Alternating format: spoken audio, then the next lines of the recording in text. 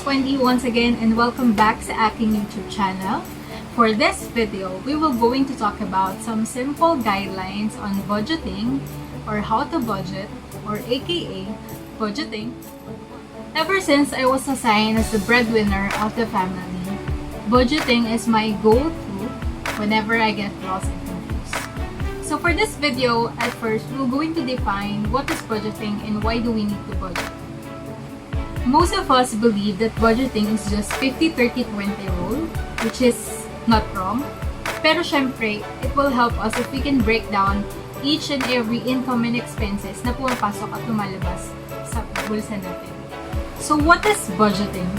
Budgeting is the process of simply creating a plan to spend your money or simply balancing your income with your expenses. Creating this plan allows you to determine whether you still have enough money or you still have enough budget for the future things that you need to do which are more important. So bakit ba tayo nagbo-budget? What is the importance of budgeting? Budgeting, it ensures that we always have enough money for the important things that we need to do.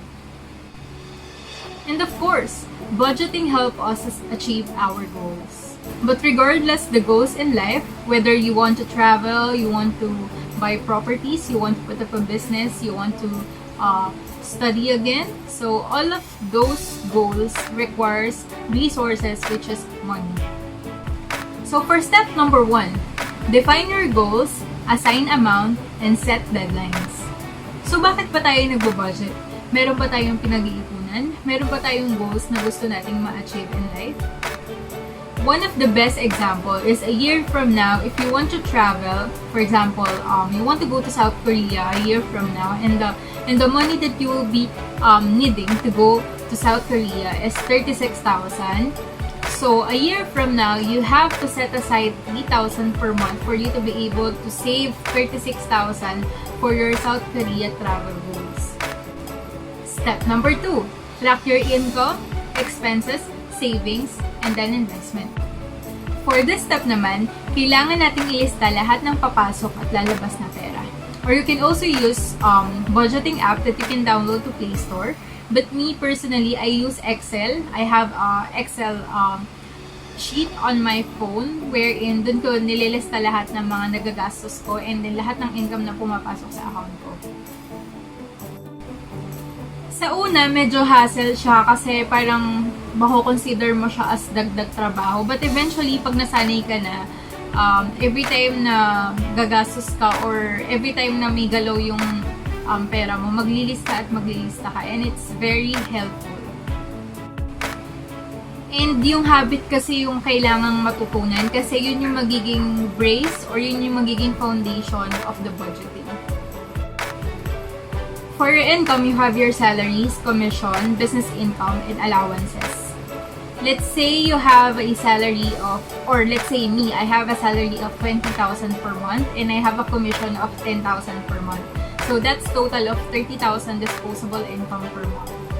Ang next naman natin ay savings. So for savings, kinakategorize siya based on purpose. Like, if you want to buy a car, if you want to buy a house, if you want to put up a business, etc. For investment naman, you have here stock market, you have here bonds, you have here, or if you have real property investment. So for this investment naman, hindi naman kailangan masyado kang mag-dwell doon. Kasi pwede ka namang mag-invest after mo mag-save.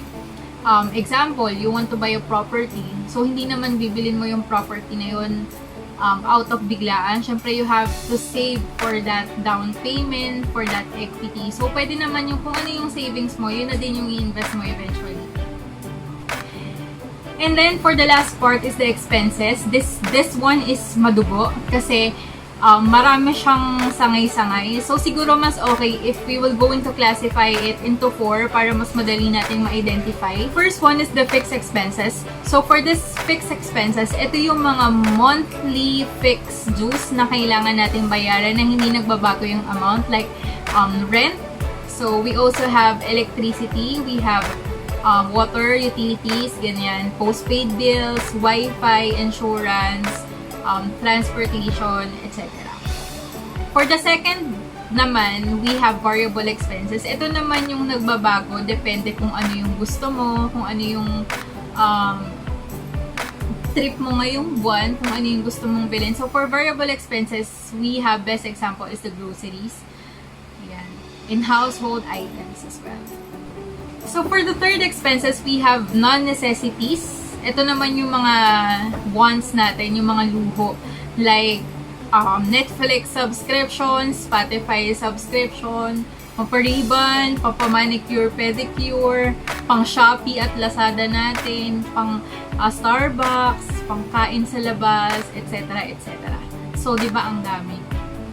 Fourth naman is we have business expenses. So, for example, if you have business, syempre, yung mga nagagastos mo for the business to operate, syempre, it will be considered as business expenses since nag-generate din naman siya ng income. For example, I have a part-time job which is financial advisor ako ng isang insurance company. Part of the expenses would be the coffee. Coffee na kapag magka-client meeting ako, syempre, I have to spend coffee para ilibre yung sarili ko tsaka si client, or pastries, etc. para makapag-set up or makapag-conduct ng client meetings. For the third step, we have to compare our cash inflows versus our outflows. So, for dito naman, meron tayong hatian na tinatawag. Diba, we have income minus savings minus investment is equals to expenses. Dito siguro ang best is 100 minus 100 is the income minus 20% should be the savings kasi yun naman talaga yung dapat. Then 10% is for the investment. So income minus savings minus investment, 100 minus 20 minus 10 is equals to 70%, which should be go to our expenses. At yung expenses na yun, yung 70%, hahati-hatiin na natin siya if it's fixed, variable, non-necessities, or business expenses.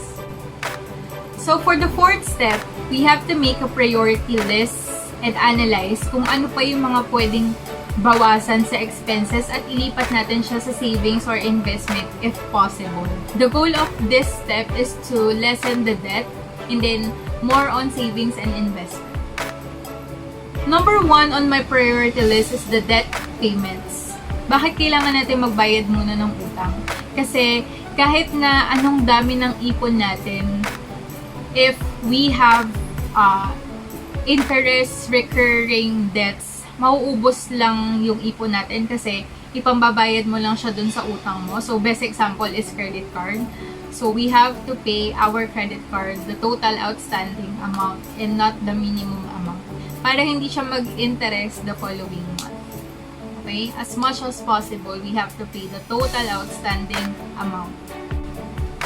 Number 2 on my list would be savings and investment. So, for this part naman, we have discussed earlier na savings and investment, this one requires goals. So, depende yan. Depende sa goals mo kung ano yung kaya mong kurotin dun sa part ng income mo na pwede mong ilagay sa savings and investment. We can have here, if you want to buy a car, so mag-iipon ka ng pang-down payment. If you have to, if you want to buy a property, so mag-iipon ka din ng pang-equity niya, etc. Third on my priority list would be the fixed necessity expenses. Ito yung fixed expenses like hindi ka mabubuhay pag hindi mo to binayaran. I mean, essential siya, considered siya essential. Like, rent, kung nagre-rent ka, meralco, tubig, insurance, ayan. So, yun yung mga fixed necessities. Fourth on my priority list is the variable necessities or the variable expenses.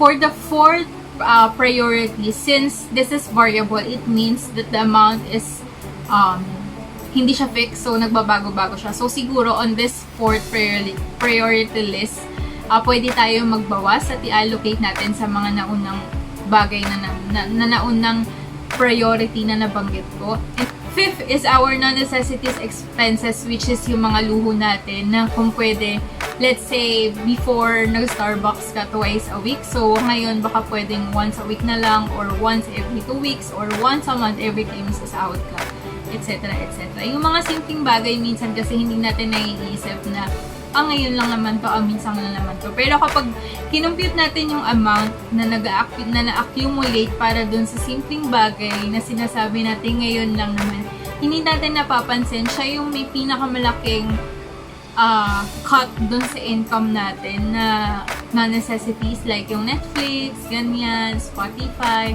pedicure, manicure, pang ribbon ng hair, pang spa, mga kaartehan natin sa buhay. Pero hindi ko naman sinasabing wag tayong magganon. Syempre, we have to indulge kasi napapagod din naman tayo kaka-work. Pero, you have to be smart kung ano yung mga pagkakagastusan mo na yun. Kumbaga, don't pay too much para dun sa mga ganong bagay. Kumbaga, look for alternative kung ano yung mga pwedeng ibang bagay na mas mura pa, na makukuha mo din naman yung same service, same quality, same product na dating binabayaran mo mas mahal. Now that everything was fully categorized and classified for you to be able to fully understand the level of your income, expenses, savings, and investment, now it's time to budget. So like what I mentioned earlier, you can download an app on Play Store or you can use whatever tools or method na nag-work sa'yo kung ano yung mas sanay ka. Minsan kasi sanayan lang talaga kung ano talaga yung mas easy for you na gamitin. Like for me, I use Excel instead of app. Ayan. So that's it. I hope you learned something from this video, and don't forget to click the subscribe button and share this video para makapag-benefit sa mga ibang tao na nahihirapang mag-budget ng sarili nilang income. Kita-kits to our next talk. Bye!